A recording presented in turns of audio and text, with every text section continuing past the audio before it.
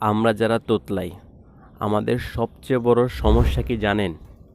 আমরা জানি না কোথা থেকে শুরু করতে হবে। কেউ বলে প্র্যাকটিস করো, কিন্তু কিভাবে প্র্যাকটিস করব এটা আর কেউ ক্লিয়ার করে বলে না। এর জন্যই আজকের এই ভিডিও। আমি আজ আপনাদের সাথে 5টা সিম্পল কিন্তু পাওয়ারফুল প্র্যাকটিস পদ্ধতি শেয়ার করব, যেগুলো আমি নিজেও ফলো করি এবং রিয়াল ইমপ্রুভমেন্ট পেয়েছি। তাই যদি সত্যিই নিজের কথা বলার কনফিডেন্স বাড়াতে চান, এই ভিডিওটা শেষ পর্যন্ত দেখুন। নিজের ভয়েস রেকর্ডিং করে শোনো। তোতলামি কমানোর জন্য সবচেয়ে কার্যকর একটি অভ্যাস হলো নিজের কথা নিজে শোনা। আমরা যখন কথা বলি তখন বুঝতে পারি না কোথায় ভুল করছি, কিন্তু নিজের ভয়েস রেকর্ডিং করে শুনলে খুব সহজেই বোঝা যায় কোন শব্দে আটকে যাচ্ছি, কোথায় দ্রুত বলছি আর কোথায় থামা দরকার। প্রতিদিন 5 থেকে 10 মিনিট নিজের কথা রেকর্ড করুন। আপনি চাইলে কোনো একটা লেখা পড়ে রেকর্ড করতে পারেন, অথবা নিজের মতো করে কথা বলতে পারেন। তারপর সেই রেকর্ডিং মনোযোগ দিয়ে শুনুন। নিজের ভুলগুলো ধরার চেষ্টা করুন, কিন্তু নিজেকে বিচার করবেন না, শুধু অবজার্ভ করুন। এই প্রক্রিয়াটি আপনার সেলফ অ্যাওয়ারনেস বাড়াবে। ধীরে ধীরে আপনি বুঝতে পারবেন কোথায় স্লো হতে হবে, কোথায় থামতে হবে। সবচেয়ে বড় কথা হলো নিজের কণ্ঠের সাথে আপনি কমফর্টেবল হয়ে উঠবেন। শুরুতে নিজের ভয়েস শুনতে অস্বস্তি লাগতে পারে, এটা স্বাভাবিক, কিন্তু নিয়মিত করলে আপনি নিজেই নিজের টিচার হয়ে উঠবেন। আর এটি ইমপ্রুভমেন্টের সবচেয়ে বড় স্টেপ। আয়নার সামনে দাঁড়িয়ে কথা বলা। আয়নার সামনে দাঁড়িয়ে কথা বলা একটি খুবই শক্তিশালী প্র্যাকটিস পদ্ধতি, কারণ এখানে আপনি শুধু নিজের ভয়েস না, নিজের ফেসের এক্সপ্রেশন এবং মাউথ মুভমেন্টও দেখতে পারবেন। প্রতিদিন 5 থেকে 10 মিনিট আয়নার সামনে দাঁড়িয়ে কথা বলার চেষ্টা করুন। আপনি চাইলে নিজের দিন সম্পর্কে বলতে পারেন, কোনো একটা টপিক নিয়ে বলতে পারেন, অথবা কোনো একটা গল্প বলতে পারেন, কিন্তু লক্ষ্য হবে ধীরে, স্পষ্টভাবে এবং আত্মবিশ্বাস নিয়ে কথা বলা।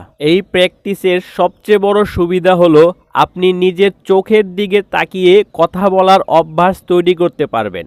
এতে করে কনফিডেন্স বাড়ে এবং রিয়েল লাইফে কথা বলার ভয়টা কমে যায়। অনেক সময় তোতলামি অ্যাংজাইটি থেকে বাড়ে। আয়নার সামনে প্র্যাকটিস করলে সেই ভয়টা ধীরে ধীরে কমে যায়। আপনি নিজের সাথে কমফর্টেবল হয়ে ওঠেন। মনে রাখবেন, এখানে পারফেক্ট হওয়ার কোনো দরকার নেই, শুধুমাত্র নিয়মিত প্র্যাকটিস করাটাই আসল বিষয়। আপনি যত বেশি প্র্যাকটিস করবেন তত বেশি ইমপ্রুভমেন্ট দেখতে পারবেন। 2 মিনিট ধীরে কথা বলা এবং সেটা রেকর্ডিং করা। তোতলামি কমানোর জন্য স্লো স্পিকিং একটি প্রুভেন টেকনিক।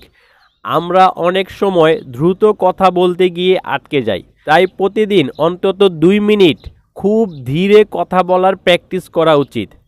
একটা টাইমার সেট করুন 2 মিনিটের জন্য। তারপর যে কোনো একটা টপিক নিয়ে ধীরে ধীরে কথা বলুন। প্রতিটা শব্দ স্পষ্ট করে বলার চেষ্টা করুন, তাড়াহুড়া করবেন না। প্রয়োজন হলে বাক্যের মাঝে মাঝে থেমে যান। এই পুরো প্রসেসটা রেকর্ড করুন, পরে সেই রেকর্ডিং শুনুন। দেখুন আপনি কতটা স্মুথ ছিলেন, কোথায় কোথায় আটকে গেছেন আর কোথায় ইমপ্রুভ করা যায়। এই এক্সারসাইজ আপনার ব্রেনকে নতুনভাবে ট্রেন করবে। আপনি ধীরে কথা বলার অভ্যাস গড়ে তুলতে পারবেন, যা তোতলামি কমাতে অনেক সাহায্য করে।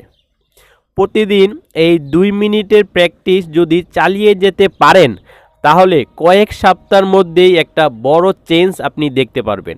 যে শব্দটা আটকে যায় সেটাকে টেনে লম্বা করে বলা। তোতলামির একটি কমন সমস্যা হলো কিছু নির্দিষ্ট শব্দে আটকে যাওয়া। এই সমস্যা কমানোর জন্য একটি কার্যকরী টেকনিক হলো শব্দটাকে টেনে লম্বা করে বলা। যেমন, আমার 13 বলতে আটকে যায়, তাই আমি এটাকে 13 এভাবে একটু টেনে লম্বা করে বলি। এতে করে শব্দটার ওপর চাপ কমে যায় এবং ফ্লো সহজ হয়। এই টেকনিকটা শুরুতে একটু অদ্ভুত লাগতে পারে, কিন্তু এটা খুবই ইফেক্টিভ। এতে আপনি শব্দের উপর আবার কন্ট্রোল পেতে শুরু করেন এবং ব্লক কমে যায়। প্র্যাকটিস করার সময় সচেতনভাবে টেকনিকটা ব্যবহার করুন। যখনই মনে করবেন আপনি আটকে যাচ্ছেন, তখন শব্দটাকে টেনে লম্বা করে বলুন। এতে প্যানিক কমে যাবে, কথা বলা স্মুথ হবে। ধীরে ধীরে আপনি দেখতে পারবেন আগে যেসব শব্দ আটকে যেতেন এখন সেগুলো অনেক সহজেই বলতে পারেন। কনসিস্টেন্সি থাকলে এই পদ্ধতিটা খুবই একটা ভালো রেজাল্ট দিবে। ভয়ের মুহূর্তগুলোর বেশি সম্মুখীন হওয়া। তোতলামির পেছনে ভয় একটি বড় কারণ।